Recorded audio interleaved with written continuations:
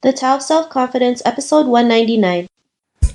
Welcome to the Tao of Self-Confidence, where I share stories of real women producing extraordinary results by finding their inner journey to self-confidence 5 days a week. Get your free audiobook at our website at thetaoofselfconfidence.com. Well, hello, friend. Welcome to the Tao of Self-Confidence, where I share stories of amazing women who have discovered their inner journey to self-confidence. I'm your host today, Sheena Yap Chan, and today I have a phenomenal lady on. She is going to be here to share her story on self-confidence. She is the founder of AWE Connect, which stands for Asian Women's Empowerment, and I'm really excited to have her on. And she also does some travel writing and photography as well. So without further ado, I'm going to introduce you to Juno Kim. Juno, how are you today? Maybe you can fill in a little bit more about yourself to our listeners. Hi, thank you for having me. So I'm Juno Kim from Seoul, Korea. So as Sheena mentioned, I'm the founder of Asian Women's Empowerment Connect, and we are hosting our fourth annual conference later in July. And I'm also a travel writer and photographer at Runaway Juno Media. So you can go visit me at runawayjuno.com. Yeah, that's what I do. And thank you for having me. It's really good to be here. Awesome. I'm glad to have you on as well and share your story. So, Juno, what would be your favorite self-confidence quote? So I thought about that. There's one answer came out right away, which is I don't know if you know that there's a musical called Wicked, and there's a song, Defying Gravity. And that lyric has always been sort of my theme song and sort of, I guess it's a favorite self-confident quote. Because there's, in the lyrics, it said, as someone told me lately, everyone deserves the chance to fly. And if I'm flying solo, at least I'm flying free. To those who ground me, take a message back from me, tell them how I am defying gravity. So that part has always been my motto. So it's actually in my master's thesis book. It's in the front page, kind of funny. So yeah, I guess you can say this is my favorite self-confident quote. I love it, and I've heard of Wicked. It was actually a popular play here. I haven't seen it, I've only read the book, but I love that quote because, sometimes we feel like we're so limited to things when, everything around us is, we can just take it. We just have to go out there and be courageous enough to go and just fight for what we believe in, kind of like what you're doing with your conferences. I think it's amazing that, you're putting up these virtual conferences empowering Asian women. Because sometimes I feel like there's no platform out there, and then the more we can have it and bring more women, bring awareness, it's great. So, great quote. And in your own words, how would you define self-confidence? I think a confidence comes from be comfortable and loving at who you really are, flaws including, because a lot of people are the hardest critic to themselves. Like we always, say bad things about us, and that sort of prevent us to have a confidence. So I think that's the most important. Just, accept your flaws and see the good person as you are. Great definition. I totally agree with you, especially, being a woman of Asian descent. Like we've been so prone to be our own worst enemy, right? Just cause. Yeah, we're comparing to other people, Yeah. Oh, the kid next door just, got into a good college or, something like that. I mean, with the way we've been brought up too, it's like, our parents didn't know any better and they did the best that they could, which is why now it's, our responsibility to go out there and to tell them, there's always better ways out there and you don't always have to live that way. And it's true. Loving yourself has to include your flaws. I mean, this was a hard lesson for me because I used to punish myself every time I had some flaw, not knowing that I have to love it just as much as my strengths. So great definition. And Juno, what was your life like before your discovery of self-confidence? I think I've been always a confident person. I was always outspoken, and I was always in front of people in the stage. But, inside I was always very conscious about my look, like how I look at other people, because I'm very tall. As a Korean, I'm unusually tall and I'm bigger than usual.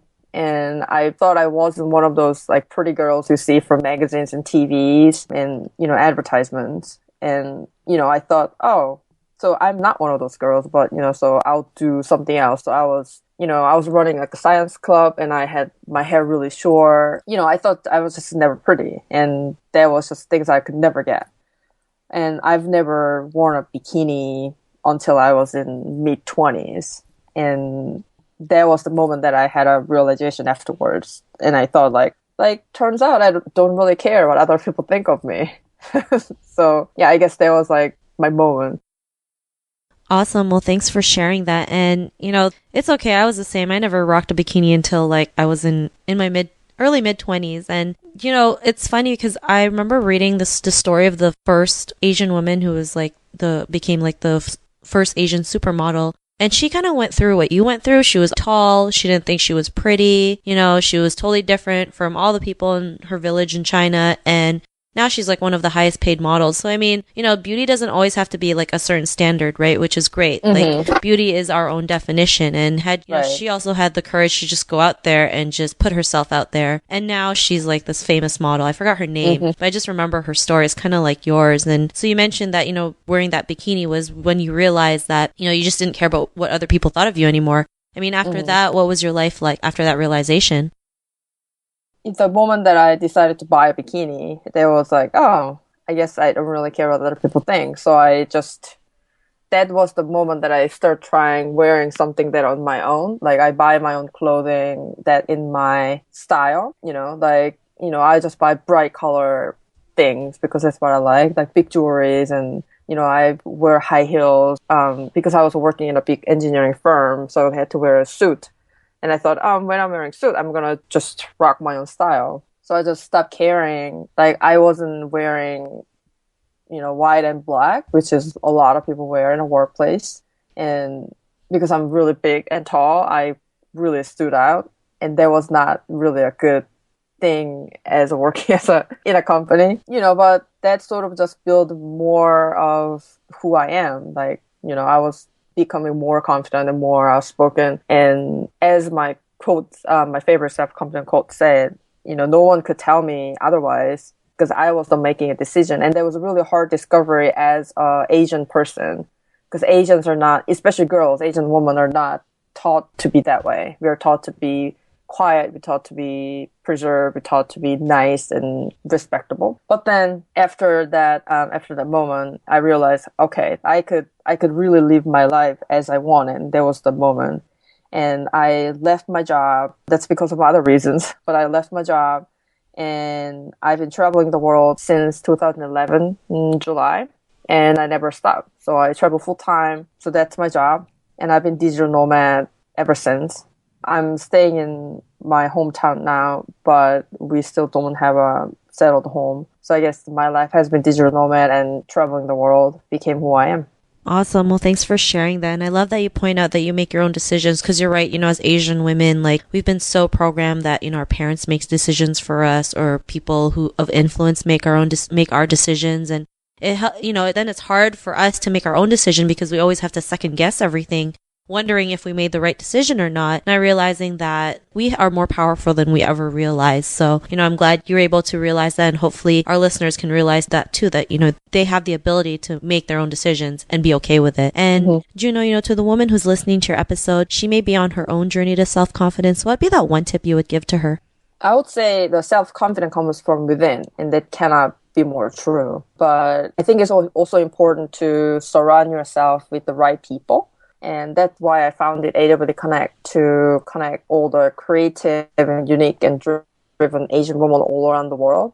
Because, happiness and the confidence comes from, what you have inside of you, but also people around you can affect on your mood, on what you're doing on your path. Because if you are surrounded by negative people who doesn't approve of what you do, then you will be discouraged. Like everybody will be the same, no matter how strong you are. So find yourself the right group of people. I recommend you to check out AWD Connect if you're looking for somebody to talk to or a support system. So find your right sisterhood and that will give you a push that you need and the support and they will help you to make the magic happen. Awesome. Well, thanks for sharing that. And Juno, if our listeners do want to connect with you through AWE or, any other links, is there any other links or social media profiles we can connect with as well? So check out our website on aweconnect.net. That's where we have all the content and we just moved to a new home. So that's a new and shiny website. If you want to connect with me directly, I'm on social media at Runaway Juno everywhere, like Twitter, Facebook. And if you want to email us at info@awconnect.net, and we'll be reachable every day. Thanks for sharing that. And to our listeners, if you want to connect with Juno, you can also head on over to thetaoofselfconfidence.com and search for Juno's name. Her show notes will pop up along with everything else we talked about. And I really want to thank Juno for taking the time to share her journey and story with us. So thank you so much. Thank you so much. No problem. It was awesome to have you on. And to our listeners, be on the lookout for another new episode of another amazing woman's journey to self-confidence. And we'll talk to you soon. Bye for now. Bye. Thank you for joining us at the Tao of Self-Confidence. Head over to thetaoofselfconfidence.com for full recaps of every show, our amazing blog articles and resources, and just plain fun. Your inner journey to self-confidence awaits, so start today.